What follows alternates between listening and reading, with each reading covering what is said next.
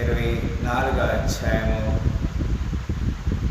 10 వచనాలను మనము లేఖనం ద్వారా ధ్యానం చేస్తాము. ప్రియులారా, ఈ మొట్టమొదటి వచనాన్ని మనం చూసినప్పుడు భూమియు దాని సంపూర్ణతయు లోకమును దాని నివాసులను యెహోవావే అని లేఖనం ద్వారా మనం చూడగలుగుతున్నాం. భూమి కేవలము దేవుని ఆధిపత్యానికి మాత్రమే లోబడి ఉన్నది. ఆయన మనుషులకు నివాసయోగ్యముగా భూమిని ఏర్పాటు చేశాడు. మరి 9 గ్రహాలు మనం చూస్తున్నాం.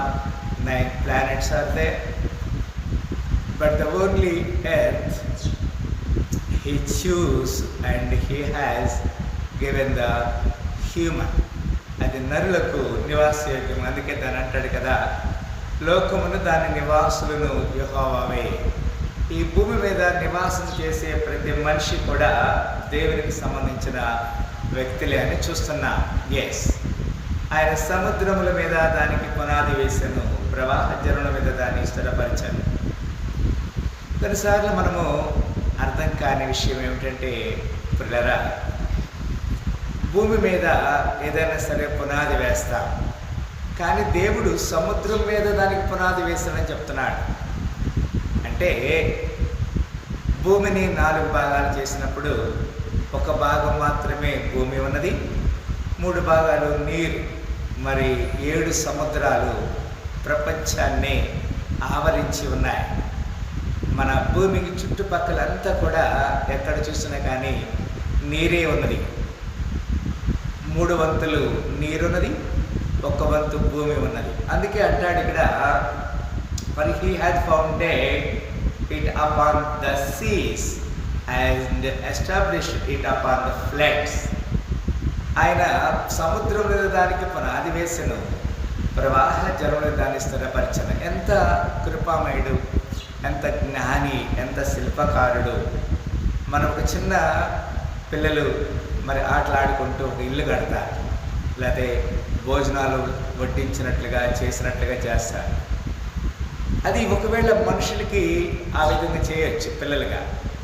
దేవుడి సృష్టిని ఎంత జ్ఞానంతో సృజించాడు కదా. అందుకే 3వ వచనం అంటాడు, యెహోవా పర్వతమునికి ఎక్కదగిన వాడెవడు, ఆయన పరిశుద్ధ స్థలంలో నిలవదగిన వాడెవడు అంటాడు. దేవుని సన్నిధికి రావడానికి, దేవుని పర్వతం మీదకి ఎక్కడానికి అందరికీ ఆధిక్యత లేదు. కొందరికే దేవుడు అనుమతించుండొచ్చు బహుశా, ఐ డోంట్ నో. ఇక్కడ ఆ మాటను బట్టి మనం చెప్పగలుగుతున్నాం, మనకు అర్థం కాదది. యెహోవా పర్వతమునికి ఎక్కదగిన వాడు ఎవడు అంటే, దేవుని సన్నిధికి, దేవుని పర్వతమునకు, దేవుని నివాసానికి, దేవుని ఇంటికి వచ్చేవాడు ఎవడు, ఆయన పరిశుద్ధ స్థలంలో నిలవదగిన వాడెవడు. Yes, it is 100% what's God's plan. God has given this kind of answers. We must aware and we must be very careful to this valuable word. ఈ వాక్యం విషయమై మనం చాలా జాగ్రత్త కలిగి ఉండాలని ప్రభు బట్ట నేను మిమ్మల్ని హెచ్చరిక చేస్తున్నాను. ఇట్లాగా 4వ వచనం అంటాడు కదా, చదవండి, ఎవరు చదవండి అమ్మ. వ్యర్థమైన దాని యందు మనసు పెట్టక చదవాలి. ఇంగ్లీష్ అయినా చదివాను, ఇంగ్లీష్ అయినా పర్లేదు, తెలుగు చదవండి. 4th verse 4.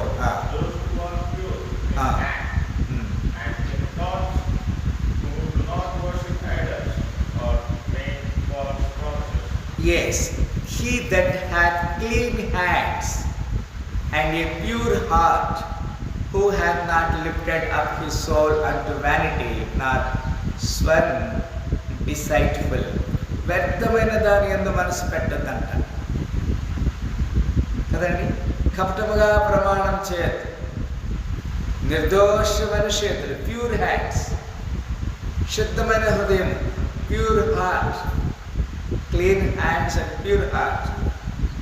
అట్టివాడే ఎంత చక్కని మాట్లాడారు.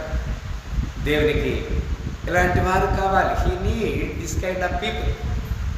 ఇలాంటి ప్రజల కోసం దేవుడు ఎదురు చూస్తూ ఉన్నాడు. పిల్లారా, అందుకే అక్కడ అంటాడు కదా, మహిమ గల ఈ రాజు ఎవడు. అలాంటి రాజుని అభిషేకించడానికి, ఆరాధించడానికి ఎవరు అనుకుంటారు? ఆ రాజు ఈజ్ ఇటర్నల్. ఆయన నీటి మీద భూమికి పునాది వేసిన వ్యక్తి. తన సన్నిధిని రండి అని పిలిచిన వ్యక్తి, తన సహస్రముతో మమ్మల్ని తనని సిద్ధపరిచేసుకున్న వ్యక్తి, తన జీవవాయువును మనకి ఇచ్చిన వ్యక్తి ఆయన. వాడు యెహోవా వలన ఆశీర్వాదం నందును, తన రక్షకుడైన దేవుని వలన నీతిమంతత్వం నందును. 6వ వచనం చదువుతున్నాను. ఆయనను ఆశ్రయించు వారు యాకోబు దేవా నీ సన్నిధిని వెతుకువారు అట్టివారే.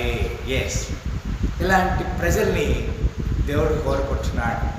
ఎవరైతే దేవుణ్ణి కోరుకుంటారో లేకపోతే దేవుని సన్నిధికి వస్తారో అట్టి వారు అంటున్నాడు. శుద్ధ హృదయం, తర్వాత స్పర్శపరమైన చేతులు కలిగి ఉండాలంటున్నాడు. గుమ్మములారా మీ తలల పైకెత్తుకొనడి, మహిమగల రాజు ప్రవేశించినట్లు పురాతన తలపులారంభమని లేవనెత్తుకొనడి.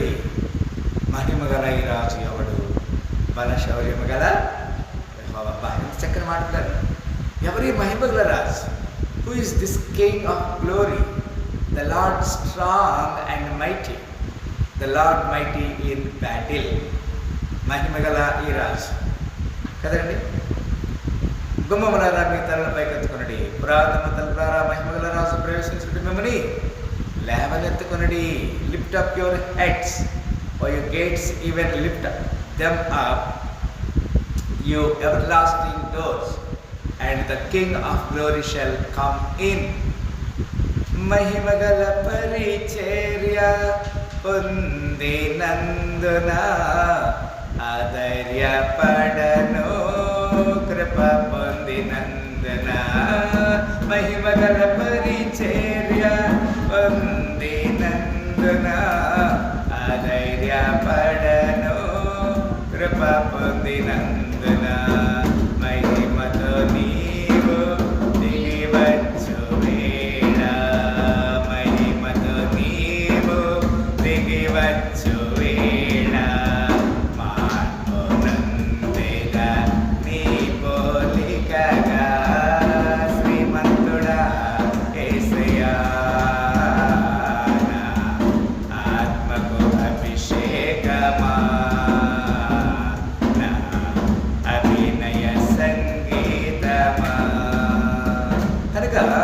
మహిమగల రాజు ప్రవేశించినట్లు మిమ్మల్ని లేవనెత్తుకునడి అంటాడు. ఈ రాజు ఎవరు కదండి? మహిమగల ఈ రాజు ఎవరు? సైన్యములకు అధిపతియగు యెహోవాయే. ఇక్కడ కీర్తన గ్రంథం 2వ అధ్యాయంలో ఒక మాట మనం చూస్తూ ఉంటారు. కీర్తన గ్రంథం 2వ అధ్యాయము 6వ వచనం రాయబడింది. నేను నా పరిశుద్ధ పర్వతం మీద ఆయన సియోను మీద నా రాజుని ఆసీనునిగా చేసి ఉన్నాను. కట్టడను నేను వివరించదును. యెహోవా నాకు ఇలాగ సెలవిచ్చి, నీవు నా కుమారుడు, నేడు నేను నిన్ను కని ఉన్నాను. ఎంత గొప్ప భాగ్యము దేవుడు మనకిస్తున్నాడు. మనల్ని తనతో పాటుగా ఒక మహిమగల కుమారులుగా మనల్ని తీర్మానం చేస్తున్నాడు. యెషయా గ్రంథం 54వ అధ్యాయం 5వ వచనం దగ్గర రాయబడింది. యెషయా గ్రంథము 54వ అధ్యాయం 5వ వచనం. నిన్ను సృజించిన వాడు నీకు భర్త అయి ఉన్నాడు, సైన్యములకు అధిపతి యెహోవా అని ఆయనకు పేరు. ఇశ్రాయేలుకు పరిశుద్ధ దేవుడే నీకు విమోచకుడు, సర్వలోకమునకు దేవుడని ఆయనకు పేరు. పరిశుద్ధ, నిన్ను సృజించిన వాడు, మనల్ని సృజించిన వాడు, మహిమగల రాజు. హోషేయ 12:3 వచనం ఇది రాయబడినది. తల్లి గర్భమందు యాకోబు తన సహోదరుని మడిమను పట్టుకొనెను, మగసిరిగల వాడే అతను దేవునితో పోరాడినట్టు. దేవుడు మనల్ని తన నిత్య రాజ్యానికి వారసులుగా చేయడానికి, ఆయన తనతో మనల్ని ఉంచడానికి, మనల్ని తనకు మహిమగల బిడ్డలుగా దేవుడు ఏర్పాటు చేసుకున్నాడు. ఆఖరిగా ఈ మాట చదువుతున్నాను. జకర్యా గ్రంథము 2వ అధ్యాయము 8వ వచనం ఈ విధంగా రాయబడింది. జకర్యా గ్రంథము 2వ అధ్యాయము 8వ వచనంలో, సైన్యములకు అధిపతి యెహోవా సెలవిచ్చినదేమనగా, మిమ్మును ముట్టువాడు తన కనుగుడ్డులో ముట్టువాడని ఇచ్చి తనకు ఘనత తెచ్చుకొనదలచి మిమ్మల్ని దోచుకున్న అన్ని జనులకు ఆయన నన్ను పంపి ఉన్నాడు. 9వ వచనం, నేను నా చేతిని వారి మీద ఆడించగా వారు తమ దాసులను దోపుడు సొమ్మగుదురు. అప్పుడు సైన్యములకు అధిపతి యెహోవా నన్ను పంపి ఉన్నాడని మీరు తెలుసుకొందురు. 10వ వచనం చదువుతున్నాను, 10-11 కూడా. సియోను నివాసులారా, నేను వచ్చి మీ మధ్యను నివాసము చేయదు, సంతోషముగా నుండి పాటలు పాడి, ఇదే యెహోవా వాక్కు. 11వ వచనం, ఆ దినమున అన్యజనులందేకులు యెహోవాను హత్తుకొని నాకు జనములగుదు, నేను మీ మధ్య నివాసం చేస్తున్నా. అప్పుడు యెహోవా నన్ను మీ యొద్దకు పంపినాడని మీరు తెలుసుకోండి. లేదా ఎంత చక్కని గొప్ప భాగ్యాన్ని దేవుడు మనకు అనుమతిస్తున్నాడు. మనం తన రాజ్య వారసులుగా ఉండడానికి దేవుని చిత్తానికి దేవుడు మనల్ని సమకూరుస్తున్నాడు. మనం సరి చేయబడాలని దేవుడు కోరుకుంటున్నాడు. ఈ సాయంకాల సమయంలో మనం సరి చేయబడదాం. దేవుని సహవాసం కొరకు మనం తీర్మానం కలిగి ఉందాం. దేవుని నామాన్ని కొనియాడదాం, దేవుని నామాన్ని ఘనపరుస్తాం. అలాంటి కృపలో దేవుడు మనం నిండాలుగా దీవించి ఆశీర్వదించునుగా. అందరు తల ఉంచుకుందాం, ప్రార్థన చేస్తాం. స్తోత్రములు ప్రేమ గల తండ్రి, ఈ శుక్రవారం సాయంకాల సమయంలో ఇంటర్సెసరీ ప్రేయర్లో పాల్గొన్న మమ్మల్ని గొప్పని జ్ఞాపకం చేసుకోండి. మీ చిత్తానికి లోబడే బారి నుంచి నీ కొందన మా పక్షంగా మీరు చేసిన మేలు బట్టి నాకు స్తోత్రం తెలియజేస్తుంది. యేసుక్రీస్తు పరిశుద్ధ నామములో మిక్కిలను వేడుకలు స్తుతించి ఏర్పరిచిన బిడ్డలందరికీ జ్ఞాపకం తీసుకోమని ప్రార్థన చేసి అడిగి వేడుకొచ్చున్నాము తండ్రి. ఆమె ఒకసారి ఈ సాయంకాల శ్రమములతో దేవుడు మన నిండాలుగా దీవించి ఆశ్రయించినగాక. తగిన ఘనత మహిమ ప్రభావం తన నామానికి తీసుకొచ్చనుగా. మా భర్త ప్రాణం చేయడం